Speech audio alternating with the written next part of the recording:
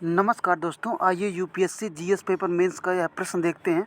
प्रश्न हमको 150 वर्ड में लिखना है। ठीक है, दिया है AUKUS सुरक्षा समझौते की घोषणा ने वैश्विक भू राजनीति में एक नए युग की शुरुआत की है।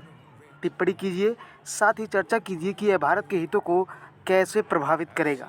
ठीक है, तो आपको पता है कि इसमें भारत शामिल नहीं है। हाल ही में अमेरिका, यूनाइटेड किंगडम व ऑस्ट्रेलिया के मध्य सुरक्षा समझौता संपन्न हुआ, जिसे AUKUS नाम दिया गया।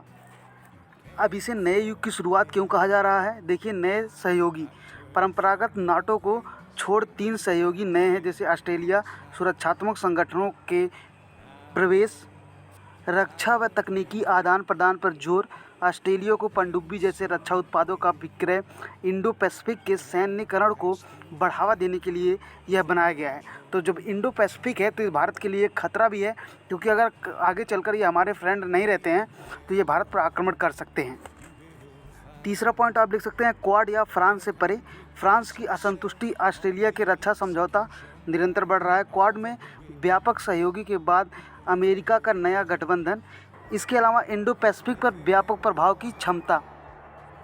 इस प्रकार यदि यह गठबंधन सक्रिय रहा तो चीन के संतुलन के साथ व्यापक इंडो पैसिफिक पर प्रभाव पड़ेगा। अब भारत पर क्या प्रभाव पड़ेगा? 2 तरह के प्रभाव पड़ेंगे, कुछ सकारात्मक पड़ेंगे, कुछ नकारात्मक पड़ेंगे।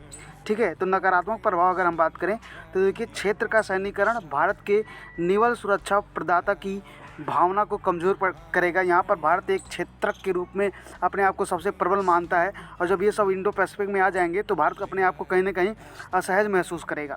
अगर इसके सकारात्मक की बात करें तो विदेश सचिव द्वारा क्वाड से इसे अलग करने का बयान। ठीक है, अगर हम फिर से नकारात्मक पक्ष की बात करें तो देखिए, क्वाड पर असामंजस्य, अमेरिका की अनिश्चितता, फ्रांस की नाराज़गी क्वाड से है। ठीक है, अगर हम सकारात्मक पक्ष की बात करें तो देखिए, फ्रांस के नए सहयोग रक्षा स्पेस में क्षेत्र में जैसे संगठन सुरक्षा प्रदान करेंगे। चीन संतुलन के लिए यह काफ़ी ज़रूरी है। इसके अलावा नियम आधारित शासन भी बना रहेगा। ठीक है, अब हम आगे की राह को लिखेंगे।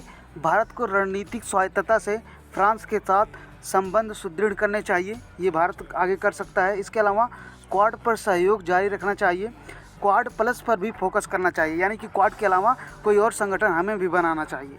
ठीक है, इस प्रकार आप अपने उत्तर का अंत कर सकते हैं कि अतः अंतर्राष्ट्रीय राजनीति में नए नए मोड़ों पर भारत को संतुलित रवैया अपनाना चाहिए, वह अपने हितों में कार्य करना चाहिए। Thank you so much for watching this video.